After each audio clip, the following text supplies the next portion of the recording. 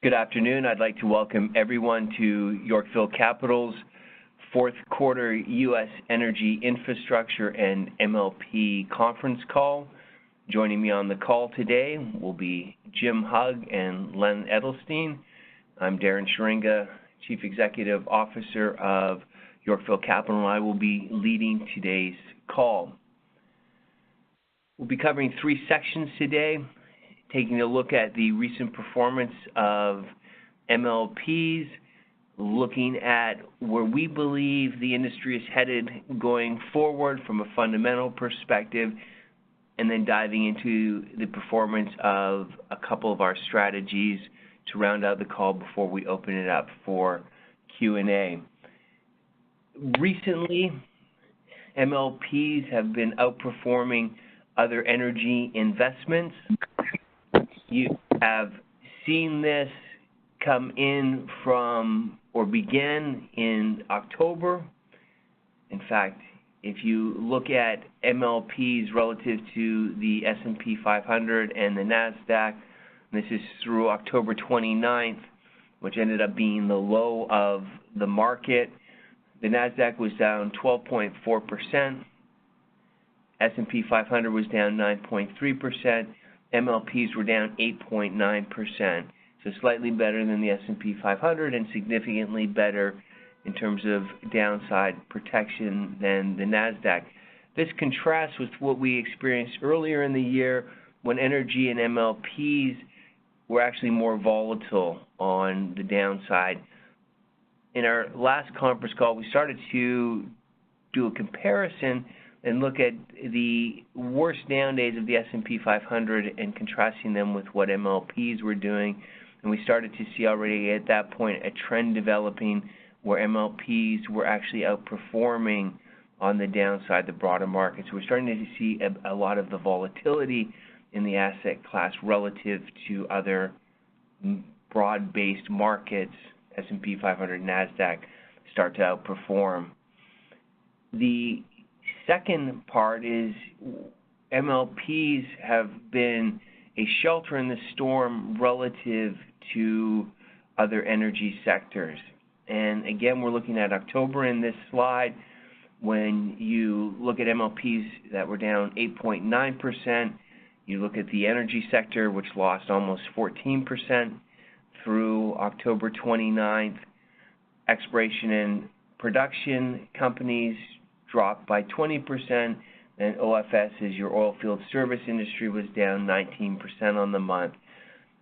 Whereas MLPs performed in line and slightly better than the S&P 500 and the NASDAQ, they really crushed it relative to the broad-based energy sector, exploration and production companies, and oil field service companies in providing downside protection during a very bad month of October. The second slide we look at here is just going back to the beginning of the third quarter, so from the end of the second quarter through October 29th. What we see in this slide is actually an even more stark example of how MLPs have been outperforming other energy sectors from the end of the second quarter. MLPs were down 2.9% through the low on October 29th. The energy sector, which is a broad-based composite, is actually the S&P 500. Energy sector, which is, again, a broad composite and cross-section of energy names, was down 13.5%. Your exploration and production companies, which, again, their business model is the price of the commodity times volume, were down 20% over this period. And oil field services, which depend on exploration and production companies being profitable and drilling for more production, were down 22%. So that's what you'd expect. Energy sector being the most diversified should do better. Exploration and production tied more to commodity prices, and then oil field services tied directly to exploration and production companies. So MLPs, from a downside protection standpoint, have certainly provided a lot of protection for investors since the beginning of the second quarter. Looking at, again, over the same time frame from 6/30 through the 10/29 lows of October, what we can see here, and we're looking at the MLPs, energy and exploration and production companies. We dropped oilfield services just to simplify the graph, that the energy sector and E&P sector have essentially moved in lockstep over this period of time. What's interesting is that MLPs are diverging from energy equities. Not only are they providing better downside protection, which we showed you earlier in October in the slide, but they've also been producing better on the upside, which, as you can see from the, again, end of June, the end of the second quarter, MLPs appreciated significantly before rolling over in October again, but providing protection on the downside relative to other energy sectors. This was important. This outperformance of MLPs was important. We actually pointed that out in our last webinar, saying that MLPs had been lagging other energy sectors or industries. And we believe that was about to change, because historically what we've seen are in a recovery that your cyclical sectors, exploration and production, oil field services, and even your broad-based energy sector tend to go up first and follow oil more closely as they're more highly correlated with oil. And then MLPs come along later and start to outperform later in the cycle. And that's what we're experiencing right now within the MLP asset class. So it is good to see the predictions that were made in the past are coming true in reality here in the third quarter and moving into the fourth quarter of 2018. The last MLP beat, which is our newsletter that we produce, the cover story looked at MLPs being in the midst of a secular growth market currently. And the argument that we were making in the analysis that we had performed was that MLPs are in a growth stage already. When you look at cash flow growth, it just hasn't translated to distribution growth yet. So MLP excess cash flow, our thesis is well equal distribution growth going forward. And here's the first part of our analysis. When you look at the MLP Universe Index, which is a passive benchmark Yorkville created that encompasses the entire population of MLPs, making it a more accurate way of tracking either performance or fundamentals, because it doesn't exclude any of the partnerships if they're publicly traded. What you can see here is since 2016, after the last downturn, the great energy recession, EBITDA has been positive, and it never went negative. Actually, it stayed positive EBITDA growth in the entire period of time. So not only did EBITDA stay positive, EBITDA growth across MLP stayed positive. What you can see is that through 16, it was growing at low single digits, around the 5% range, and since then it started to accelerate into 2017, moving up to a 10% growth rate, and more recently starting to push 20% growth rate, which is outstanding across an entire industry. We're actually using median growth, which takes the midpoint of the entire universe, so it's not skewed by companies that are more cyclical based, that are growing faster, or skewed downward by companies that have cut or had declining EBITDA anyway. It's a good indication of overall growth in the industry, and what you're seeing here is EBITDA growth rates never went negative. Again, the robust nature of the business model, and an acceleration in EBITDA here over the last couple of years. Point number one, we're in the midst of a secular growth cycle, MLPs are. The second point that we'd like to make is excess cash flow has not hit distributions. So distributions, and that's what this slide is looking at, as you can see, again, coming out of the great energy recession of 2015. In 2016, you had distributions decline for the entire year, basically flat in the first quarter, and again, on average, 1% declines for the balance of the year. In 2017, you started to see distribution growth again, albeit at levels far below historical averages. Now, if you look at the far end of the chart into the third quarter of 18, you see all of a sudden distribution growth popped 5.5%. If you recall from our earlier slide, EBITDA growth in the most recent quarter was pushing almost 20%. We're starting to see here fundamentally early signs that excess cash flow growth or cash flow growth is translating into distribution growth across the asset class. Why is this important? This chart here, we're still looking at the distribution growth from 2016 through 2018. What we've done is we've overlaid the MLP universe index, the price performance, or actually the total return of the MLP universe index over distributions. And as you can see, the index bottoms in the beginning part of 2016, sharply rebounds. That's roughly a 33% rebound out of the bottom through the early part of 2017. And over the past 2 years, it's essentially been flat. Why we're not surprised by that is because over the same period of time, you have had distribution growth coming out of a downturn that has been below average. And only recently, again in the most recent quarter, that we started to move back into more historical average growth rates.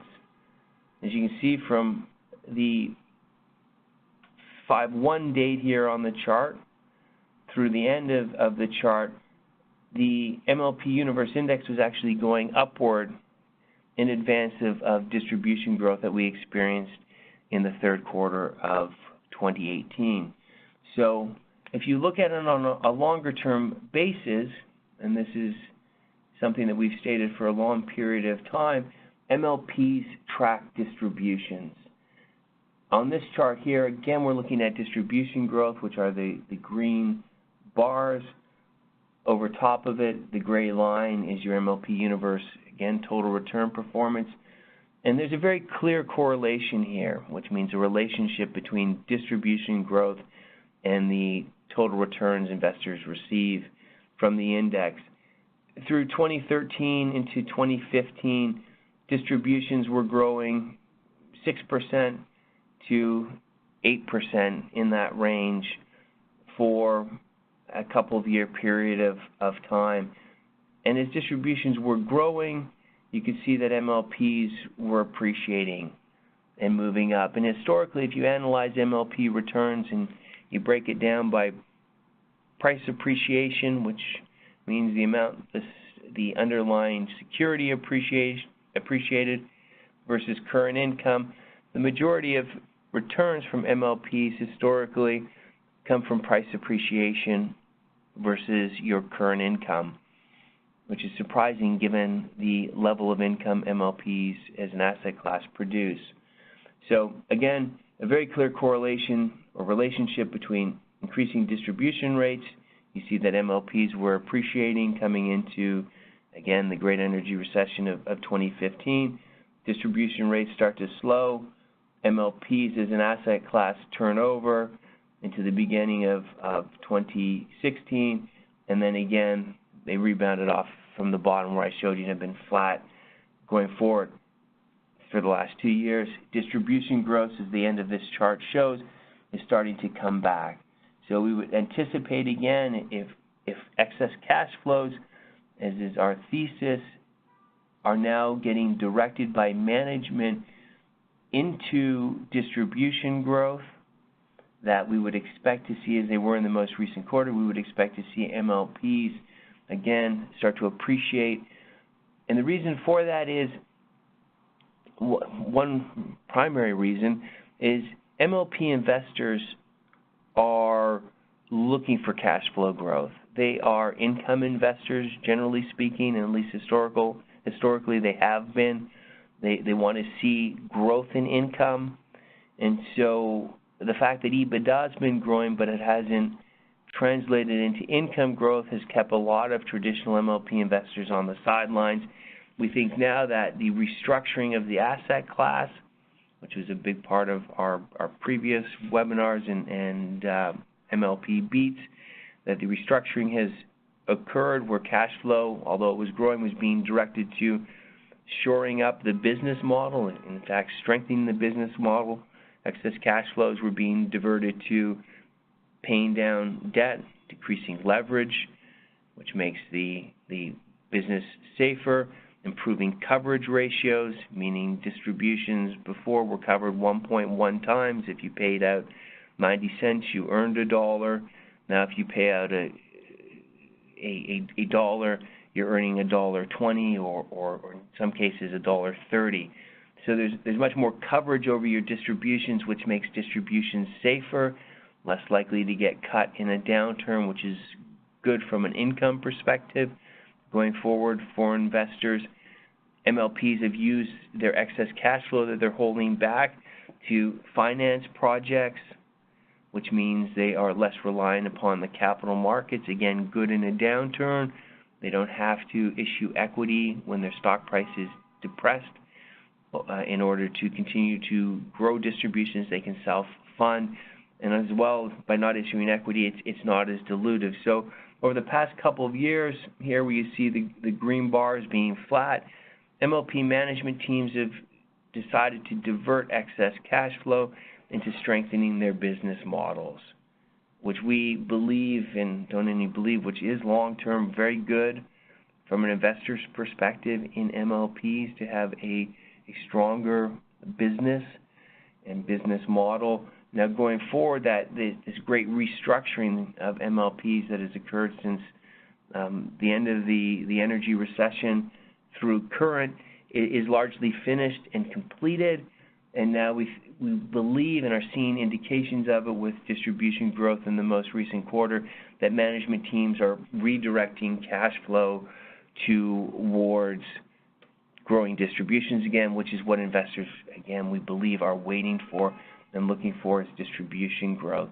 So fundamentally, the asset class is in better shape than it's ever been in its history. The lack of distribution growth has been because management teams have been diverting cash flow towards strengthening their businesses, which is good for investors long term.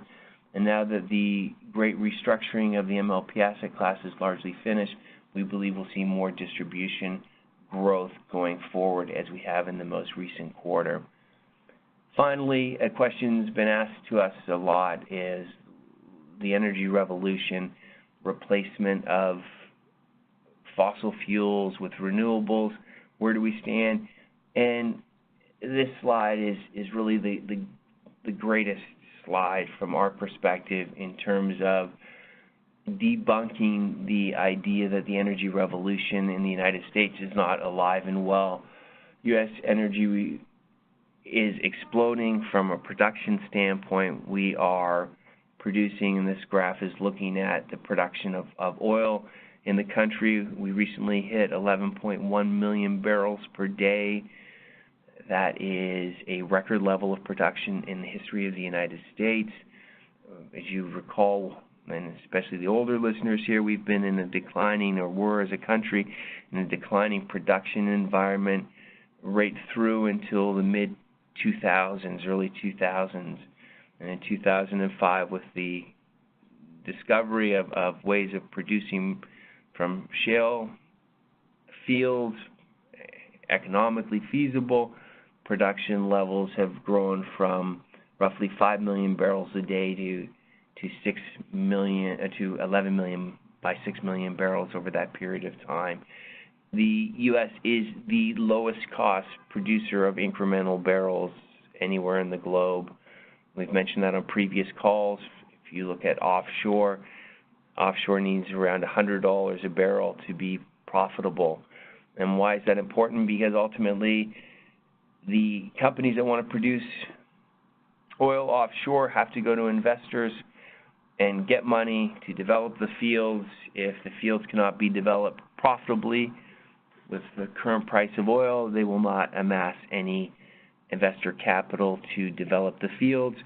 So offshore doesn't make a whole lot of sense with oil currently in the $60 to $70 range in the United States. Production is what we need to be watching and will be watching going forward. We'll be sharing that with our investors too, because this is picking up everything in terms of the U.S. energy revolution. Last year we were focusing on inventories because we were concerned that, and there was an oversupply of energy. Now we are more concerned with that problem largely behind us, and that's what's caused the spike recently in oil prices. They pulled back a little recently, but its production now is really what we're focusing on going forward, to see the U.S. continue to increase its oil production. And what we're leaving out, and often most people do, which is wrong, the real energy revolution that took place in the United States was in natural gas. Our production levels there are doing something similar to what we're seeing here in oil. We're exporting natural gas now through LNG, liquefied natural gas, and the real long-term growth story here is a natural gas growth story, as it's become a global commodity similar to oil.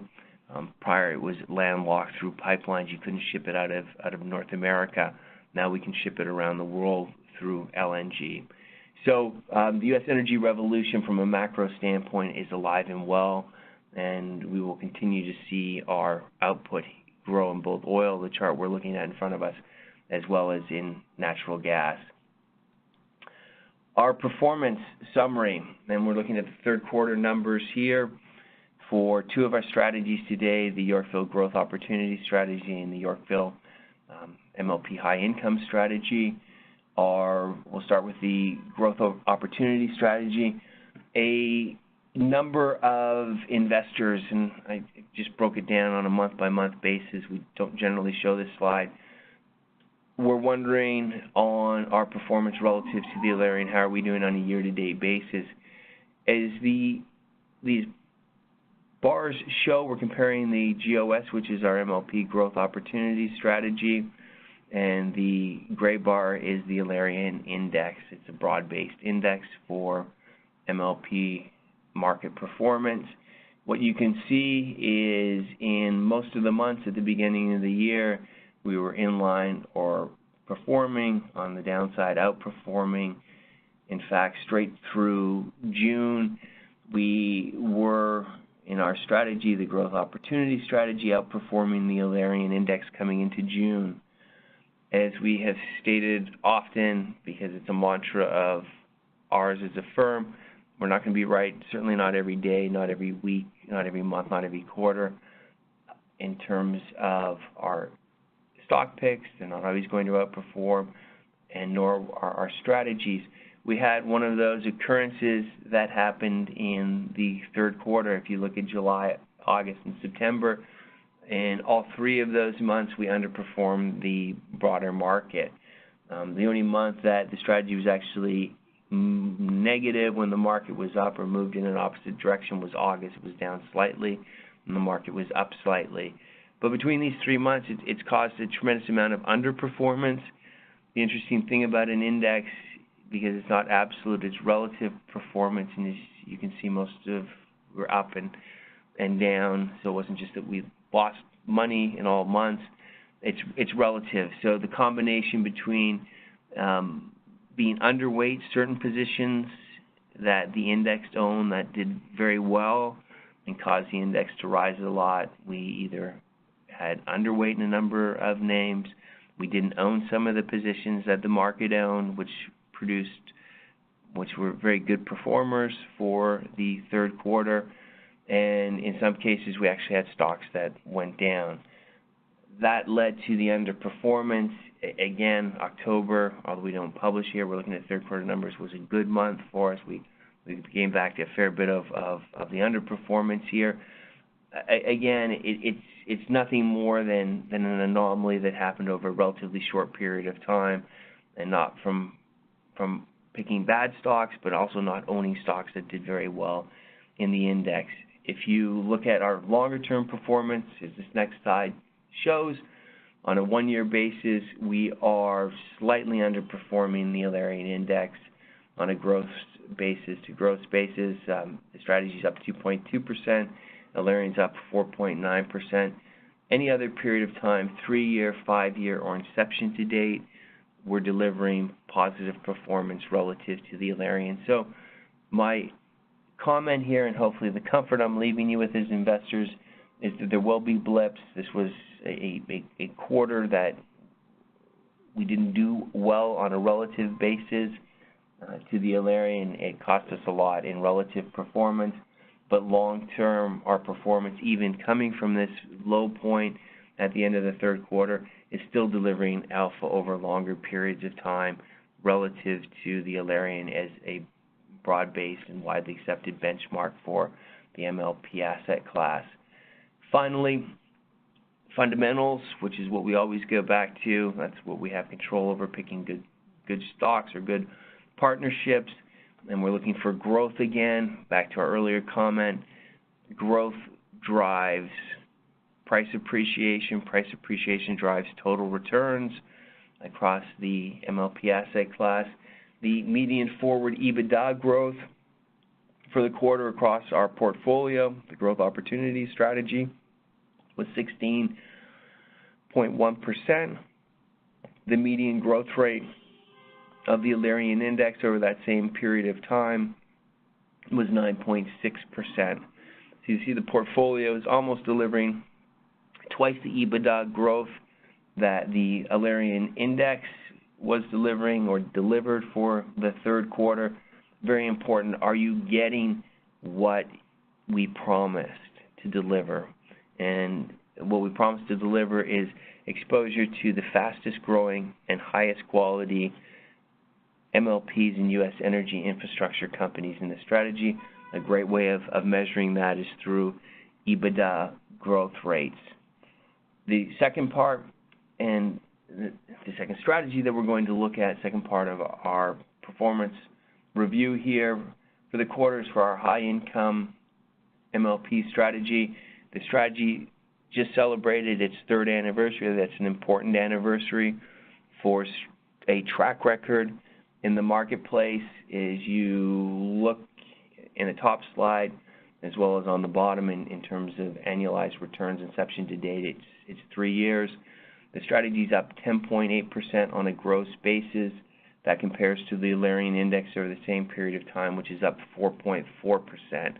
It's delivering 600 basis points, or has delivered 600 basis points of positive alpha over Alarian, and we're very proud that we brought this strategy out when we did, which was at the end of the last great energy correction of 2015. It's also a very good way of gaining exposure to the highest income producing MLPs that are also high quality, have a very low probability of cutting their distribution. And again, our proof statement, are we delivering to investors what we promised them? The Yorkville High Income MLP strategy offers greater income. Again, if you look at the Alarian index, it's yielding 8%, which is incredible. Where else can investors today go and get 8% on a global basis? That's also a good hedge against rising interest rates because you have a wide margin or spread between the 10-year Treasury and an 8% yield. Having said that, 13.8% that the high-income MLP strategy is delivering is almost 50% greater, not quite, than, in fact, it's a little greater than 50% than the Alarian index. So it is a strategy that does deliver what we promise investors, which is high-quality income, similar to our MLP growth opportunity strategy, which delivers high-quality growth. So that marks our third year. That finishes off our formal comments. In summary, we are in the midst of a secular growth market here. The backdrop is rising energy production out of the United States. MLPs are the toll roads that own the pipelines that move energy molecules from the wellhead to the end users. They benefit by moving more volume as a toll road of automobiles, and trucks benefits by moving more cars and trucks across it and getting paid for it. It's no different. We're focusing on the growth in production in terms of oil and natural gas. We're at record levels in both right now in the United States. The second part, the MLP asset class over the last 2+ years has gone through a great restructuring and de-risking, and that has been amazing for investors. Well, that is amazing for investors long term. It's meant a slowdown in distribution as management teams have redirected cash flow to de-risking the business model for the reasons I mentioned earlier: paying down debt, improving coverage ratios, self-funding growth projects, simplifying the structure of MLPs. We expect the excess cash flows that are being generated to be redirected towards distribution growth. Very important.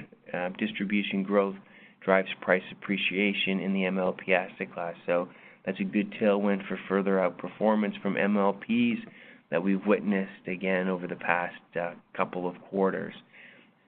I'm going to turn it over here in a moment. We had to Jim. We had a question that came in from our clients, and given that we're speaking before the elections, what will happen to energy stocks in general and to MLPs in particular based on the outcome of the midterm elections? And Jim, I'm going to turn it over to you now. Okay, thanks, Darren.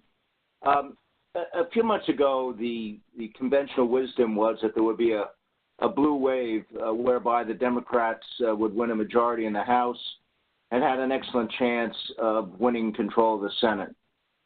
And certainly history supports this forecast, since in the last 21 midterm elections, the president's party has lost an average of 30 seats in the House and an average 4 seats in the Senate.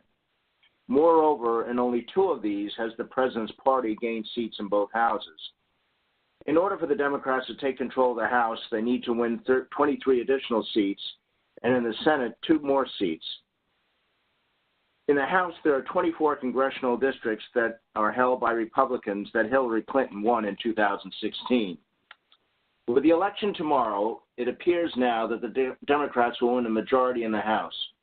However, in the Senate, it is a different story. Democrat incumbents in red states such as North Dakota, Missouri, and perhaps Indiana, which Trump comfortably won, could flip to the Republicans. Most believe that the Republicans should retain control of the Senate and possibly pick up another 2 to 4 seats. The Tax Reform Act of 2017 cut the marginal individual rate from 39.6% to 37%, the corporate rate from 35 to 21%.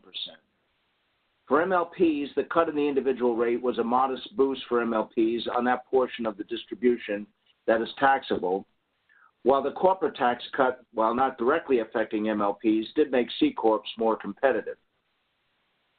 Assuming the results of the election come out as forecast, what will this mean? The president's talk of tax reform 2.0 is, for all intents and purposes, dead.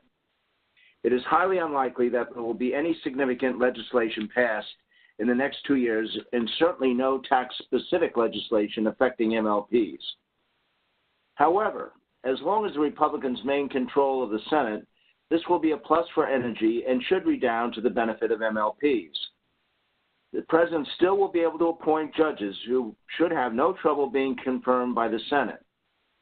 Thanks to Harry Reid, the filibuster was eliminated to confirm presidential appointments to appeals and district courts, and Mitch McConnell then extended that ruling for the Supreme Court. While most people were fascinated and focused by the Brett Kavanaugh confirmation process, Trump has had confirmed over 200 appeals and district court judges. The significance of this should not be underestimated, since it is safe to assume most of the judges will take a more favorable position when ruling on cases dealing with energy-related disputes. It is impossible to quantify what this will mean for the energy industry and MLP specifically. However, it should be positive. A split Congress will result in there being a status quo and no significant legislation being passed. However, Trump will continue to issue executive orders.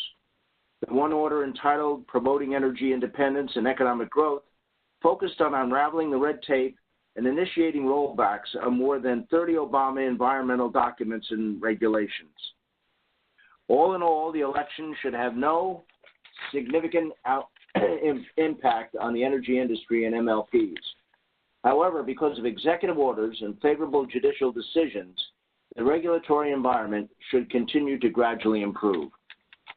So I think all in all, I think we're going to see tomorrow the Democrats will probably win the House, and the Republicans will take the Senate. And if you want me to make a forecast about the market, I probably shouldn't, so I won't. So there we go. Thank you, Jim. Today that is where we're going to wrap the conference call up. I do encourage you, please, if you have any other questions, do call us at the number below, 212-755-1970. We'd love to speak to you. If you want to email in any of your questions, you can do so at info@yorkvillecapital.com. Our website has a plethora of good information on the asset class. We actually have an earnings tracker and a dividend tracker or distribution tracker that allows you to watch your companies and partnerships as they're announcing earnings and paying distributions, or announcing distributions and paying. So you do use the website, as well as performance numbers on the individual securities, as well as the asset class overall. So you find the webinars there and previous editions of our MLP Beat, among other things. So do use that. Use us as a resource. We appreciate your patronage and your trust that you've placed in Yorkville over the years. Many of you, if you're considering getting into the MLP asset class, it looks like a good time. And again, we'd love to speak with you. So thank you. Look forward to connecting again in the beginning of the new year. Thanks. Bye for now.